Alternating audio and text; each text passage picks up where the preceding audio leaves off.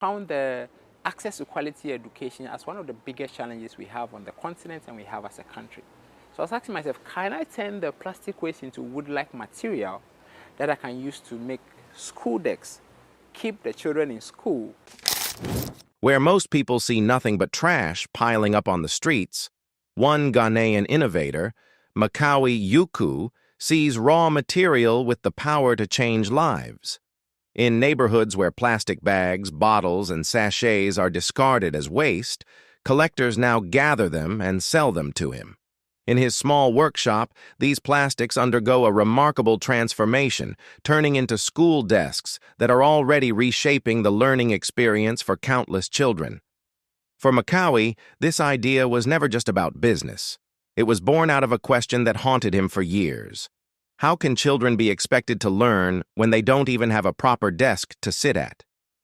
He realized that while Ghana was drowning in plastic pollution, schools were simultaneously starved of resources.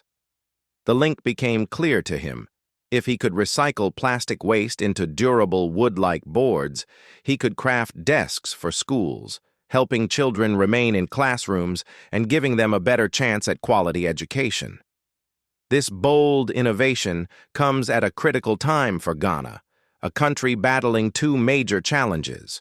On one hand, there is the crisis of plastic waste, with more than 1 million tons generated every year, yet only between 2 and 5% of it ever recycled.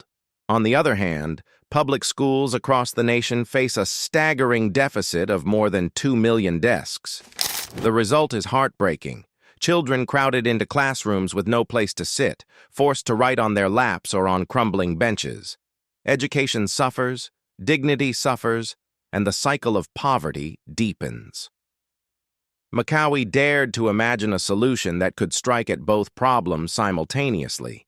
Instead of treating plastic as waste, why not give it a second life in service of education? The first attempts were met with skepticism. When his team delivered the initial batch of desks, made entirely from recycled plastics, to a school in the outskirts of Accra, teachers and students doubted their durability. They touched them, inspected the surfaces, and even tried to compare them with traditional wooden furniture. But soon the doubts faded. The children noticed the colorful, smooth finish, and teachers observed that the desks were sturdy and strong. In fact, they realized these recycled desks were not only reliable, but more resistant to wear than many of the old wooden ones they had relied on for decades. The skepticism turned into surprise, and then into pride. For the first time, students who had struggled to write on the floor or balance their notebooks on their knees were sitting at proper desks, made from the very plastics that once littered their streets. Beyond the physical benefits, this project sparked a powerful change in mindset. Students themselves began separating plastic waste from other trash at their schools, collecting it in tanks that would eventually be sent to Macaui's factory. What was once seen as useless garbage suddenly became valuable material that could shape their classrooms. Teachers report that children now talk about recycling with a sense of excitement, recognizing that the bottles they used to throw away could one day come back as furniture they sit on.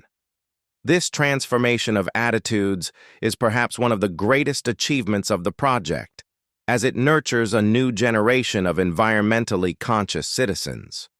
The timing of this innovation is crucial because Ghana is also moving towards environmental reforms aimed at protecting its forests. The government has already announced plans to ban the use of wood for school furniture.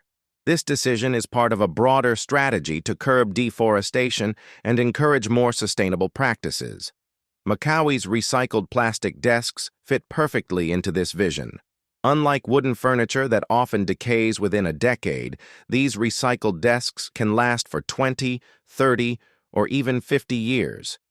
By giving plastic a second life, his initiative not only reduces pressure on forests, but also prevents plastics from being burned or dumped, processes that release harmful carbon into the atmosphere. In other words, every desk represents a small but meaningful contribution to the fight against climate change.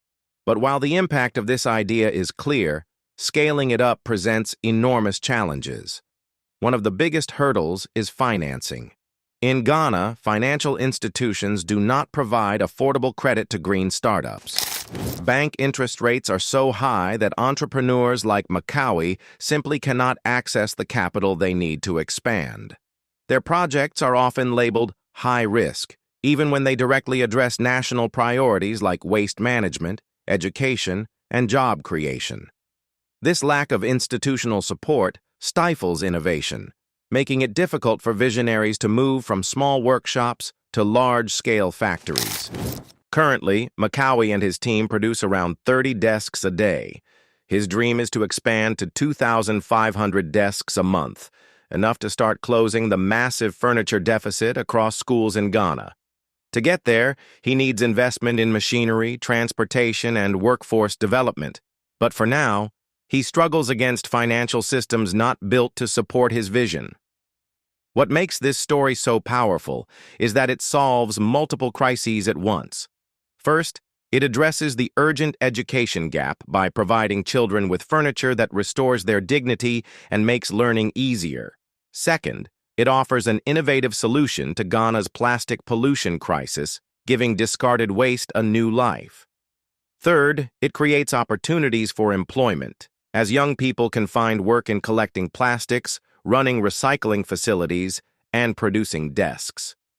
And finally, it contributes to climate change mitigation by reducing open burning of plastics and cutting down the demand for timber. In one idea, 4 challenges are tackled together. That is the kind of holistic problem-solving Africa desperately needs. The ripple effects are already visible. Communities that once ignored plastic waste now see it as a valuable resource. Parents are beginning to appreciate that their children's schools can benefit directly from recycling efforts. Local leaders are talking about how this model could be scaled to other districts. Even government officials are starting to pay attention, recognizing that the innovation aligns perfectly with Ghana's broader environmental and educational goals. Macaui himself insists that the project should not be about him alone. For Africa to truly change, he says, it requires a movement, one where governments create policies that reward green enterprises, financial systems lower barriers for innovators, and communities embrace their role in shaping sustainable futures. Each desk produced by his workshop is more than a piece of furniture. It is a symbol. For the child who sits at it, it is proof that they matter, that their education matters, and that their future is worth investing in. For the community, it is evidence that solutions to Africa's biggest problems can be homegrown, born from African creativity and determination. For the world, it is a reminder that environmental sustainability does not always have to come from billion-dollar corporations or high-tech laboratories.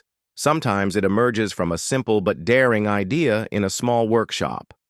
Looking forward, the potential of this initiative is immense.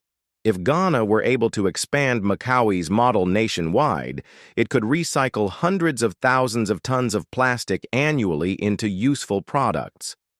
If other African countries followed the same path, the impact would be revolutionary. Millions of children across the continent who lack desks could finally have a proper place to study. Africa's forests could be spared further destruction, preserving biodiversity and ecosystems. Entire industries could be born around recycling, employing thousands of young people and inspiring countless others to innovate. The environmental, educational, and economic benefits would ripple across borders. Yet, despite the challenges, Macaui remains determined. He knows that Africa's future cannot be built on dependence, but on innovation. His desks represent a small but powerful example of how local ideas can address global problems.